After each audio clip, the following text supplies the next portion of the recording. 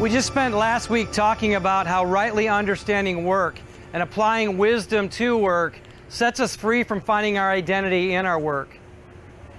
If we're able to do that, we're able to be free from looking at work to find our significance or our identity, then we're able to truly rest. Rest while we're at work and rest from work. And that's what we're going to talk about this week, is how do we really enter into true rest? Let me ask you, do you rest? Do you take a break? You might be saying, yeah, I take a day off every week, or we go on vacation as a family once a year. But the reality is, you may not have stopped and asked yourself, am I really rested? Do I really know how to take a day off? So many of us, when we take a day off, we fill our day with activity. When we go on a vacation, we make sure we see absolutely everything, and then we need a vacation from our vacation. The reason why is we want to turn our times of rest into times of activity, because the murmur of our heart is screaming out, it's not enough. You're not enough. You haven't done enough.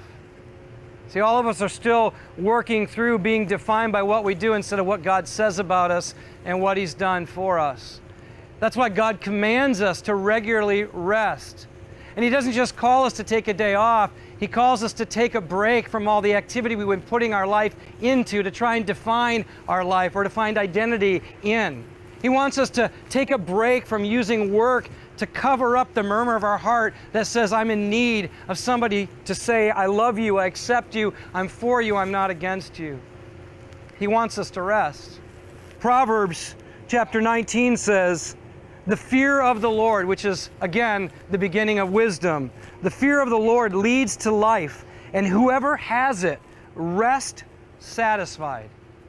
Now, I want to just put those two words together, rest and satisfied, because we're going to have to understand what true rest really is and what true rest really produces. See, biblical rest is a satisfied soul. It's a contentedness. It's a willingness to be in the moment and be satisfied with who God is and what He's done and who we are. See, God defined rest in the creation narrative. For 6 days He created, and at the end of the last day of creation, He said it's very good. That was God's way of saying, I am satisfied with what I've made. My work is good. And on the seventh day, God rested. Does that mean God went to sleep? No, God doesn't get tired. God doesn't need sleep. God was satisfied in His work. That's what He wants for you. He wants you to be rested in His work. He wants you to be satisfied with who He made you to be. He wants you to be rested in what He's called you to be about. I love that when God creates man and women, He creates them out of the most rested substance you could ever imagine.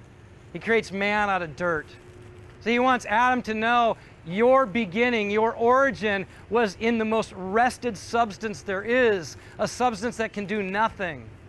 That's because God wants us to find our rest in Him and not in our own abilities. And then when He creates woman out of man, He puts man to sleep. So at the end of the day, man can't even take credit. Once again, out of rest, God creates. And then what does God do? He gives Adam and Eve work to do in the garden. After the day of rest, He sets them off to work. And that's what He wants for you and me. He wants us to rest in Him and His work before we go to work. Because otherwise we go to work in an unrested state, a murmuring heart, crying out for our work to identify our significance instead of God to tell us we're very good because of what He's done. Now, you know that you're truly rested because not only will you have a deep contentedness in God and what He's done, but you'll also be able to celebrate the work you accomplished. See, the beauty of true, genuine rest is that it can look back and reflect on all that's happened and celebrate it. I was recently in Israel, and I happened to be there over Sabbath day, Shabbat.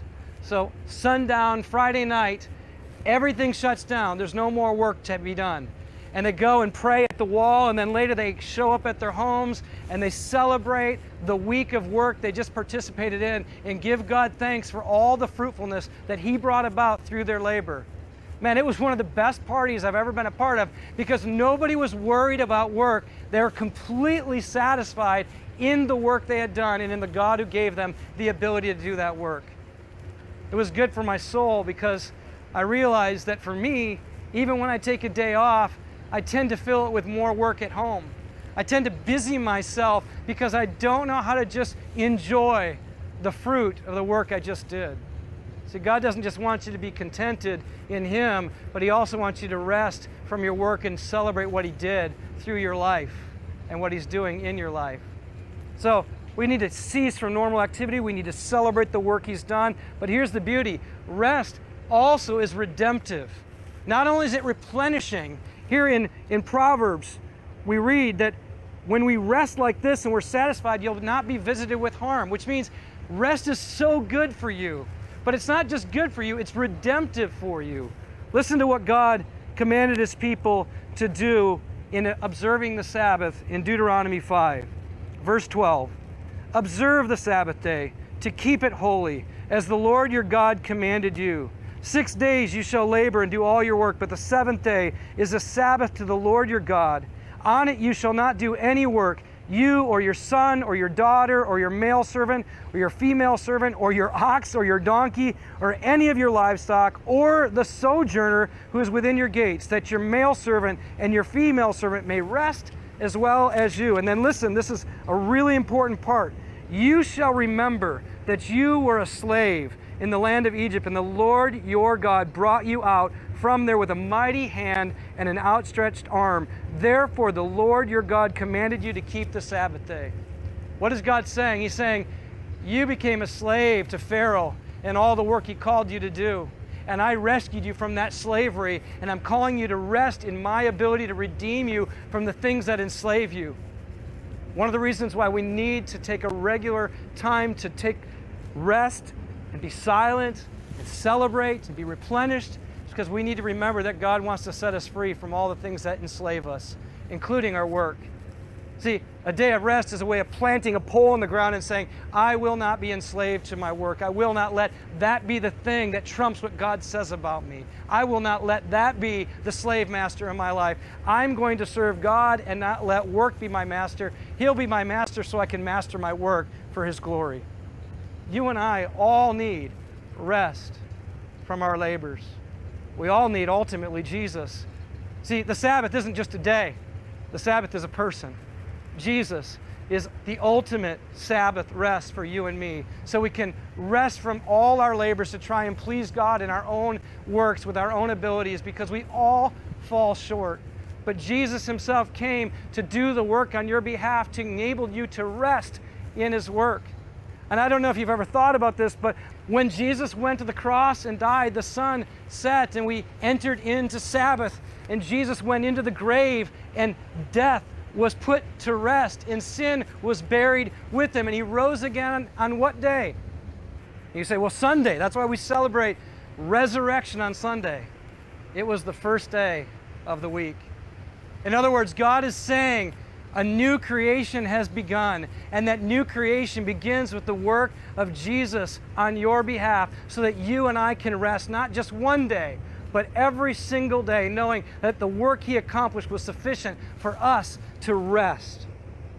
I love the words that God the Father spoke over Jesus the Son before He began His public ministry, coming out of the waters of baptism. He said, "This is my beloved Son, with whom I'm well pleased." Jesus didn't do any of His ministry to get the pleasure of the Father. He did His ministry because the Father was already pleased with Him. Man, that's what I need in my life. I need to do the work that God's called me to do, not so He will love me, but because I'm rested in the fact that He already does love me because of Jesus. You want real rest?